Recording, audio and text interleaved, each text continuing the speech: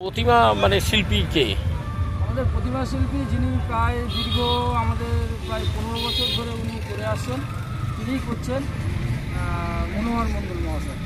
এই আপনাদের যে পূজাটা হয় সেটা কি শাস্ত্রীয় মানে মতেই পূজাটা হয়? একদম আমাদের গ্রাম্য পুজো, শাস্ত্রের মতে সব কিছু মেনেই আমাদের পুজো হয়। তো পুজোটা কবে থেকে শুরু হয়? আমাদের পুজো আজ থেকে প্রায় 26 বছর আগে আমাদের যারা মানে ঠাকুরদা ঠাকুরদা যারা ছিলেন তারা সব প্রথমেই আর কালী পুজো শুরু করেছিল, তারপরে আস্তে আস্তে চলতে চলতে এইভাবে কালী পুজোর ঘর থেকে আমরা দুর্গা পুজো এইভাবেই চলে। এই যে গ্রামের মধ্যে কালী পূজা শুরু হয়েছিল, তারপরে হলো দুর্গা পুজো, কেন পূজাটা শুরু হয়েছিল জানা যাবে? না, এটা তো আজ থেকে প্রায় 25 বছর আগেকার ঘটনা, সেক্ষেত্রে আমাদের বয়সটা এখন অল্প, তাই অত বিস্তারিত আমরা বলতে পারি। এই যে আপনাদের এই যে পুজো মণ্ডপে ঠাকুর কবে থেকেই পূজা শুরু হয়? একদম পঞ্চমী থেকে আমাদের পুজো শুরু হয়ে যায় সেই বিজয় দশমী পর্যন্ত। আপনার নাম? আমার নাম তুফান নস্কর, পুজো কমিটির সভাপতি। তো বছরের পুজো এটা 26তম বছরে পড়েছে বাইটসোনা পল্লীমঙ্গল সংঘের শারদ উৎসব। এবছরের কি থিম রয়েছে? আমাদের এবছরের থিম হচ্ছে যে রিসেন্ট যে রাম মন্দির হয়েছে, সেই রাম মন্দিরটা আমরা পুরোপুরি করতে পারিনি, তবে কিছুটা আংশিক তুলে ধরার চেষ্টা করছি। এবং ভিতরে আমাদের চুড়ির প্যান্ডেল হচ্ছে, চুড়ি দিয়ে এবং কাঁচের বিভিন্ন বরফি এবং গোল সার্কেল টাইপের দিয়ে আমরা। এই যে চুড়ির কথাটা বলছেন, এটা কিসের চুড়ি? এটা সম্পূর্ণরূপে কাঁচের চুড়ি। এই যে চুড়ির কথাটা বললেন যে কাঁচের চুড়ি, কতটা পরিমাণ চুড়িকে ব্যবহার করা হচ্ছে?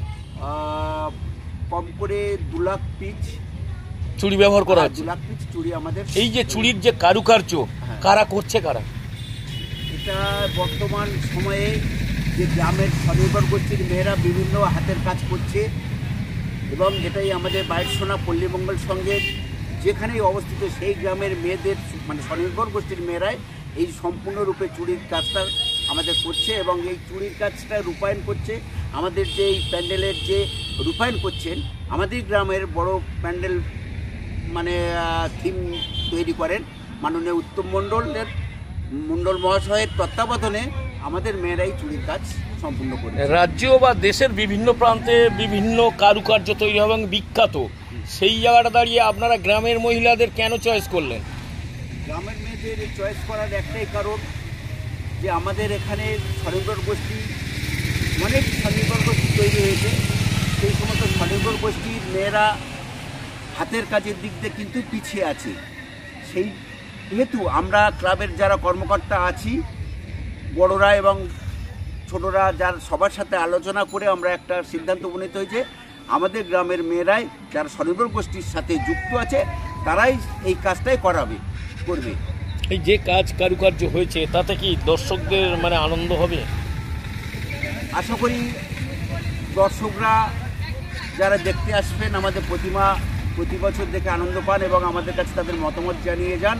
এবং এবছরের যে আমাদের থিম রাম মন্দিরের উপরে থিম, এবং আমাদের যে সম্পূর্ণ যে কাঁচের চুড়ির যে প্যান্ডেল তৈরি হচ্ছে, এই কাজ থেকে দর্শকরা মোটামুটি আশ্বস্ত হবেন এবং আশা করি তারা মানসিক দিক দিয়ে একটা অন্য স্বাদ পাবেন, মানে ভিন্ন ধরনের স্বাদ পাওয়া যাবে, একটা স্বাদ পাবেন।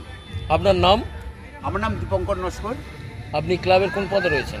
আমি বর্তমানে কোনো পদে নেই। এবছরে আমাদের পুজো কমিটির সভাপতি মাননীয় তুফান নস্কর, সম্পাদক অয়নব নস্কর, এবং আমরা যারা বড়রা আছি ছোটদেরকে নিয়ে সম্পূর্ণরূপে প্রত্যেকের সাথে কোঅপারেশন করে আমরা এই কাজটা করি।